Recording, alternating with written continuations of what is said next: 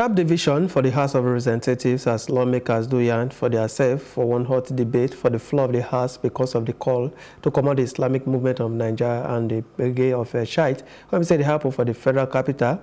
Some lawmakers say make them leave the organ of the group, Ibrahim Azazaki, when visited or detained by the federal government since 2015 because of the court order and made them give him medical attention.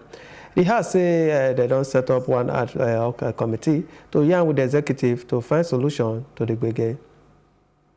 The members of the Islamic movement of Nigeria have done and threatened to do acts and preparatory to or in furtherance of terrorism, including destabilization and destroying of public utilities, attack on security personnel, such as the Nigerian Police and Civil Defense Corps.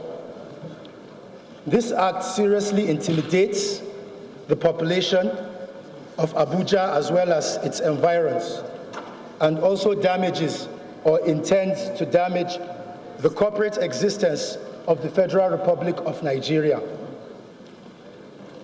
Such violent and unlawful assembly is sporadic and leads to the loss of lives and properties. The Nigerian police force appears incapable to tame it as a result of the colossal violence of the members of the Islamic movement of Nigeria. Hence, the need to direct the Inspector General of Police of the Federal Republic of Nigeria to initiate the proscription of the MIN and or declare the assembly unlawful in Nigeria. If you pass through where these people processed yesterday and maybe by accident a stray bullet happened to hit one of our members, what are we going to be saying today? Please, I want us to listen and listen very well. We have here require dialogue. It is important that we bring the parties together to have dialogue. It is not okay for us to see innocent lives being lost every day, every week. I urge this House, and I speak at the highest tone of my voice, that the time is now. My colleague talked about proscribing the group, and I agree with them. I agree with him.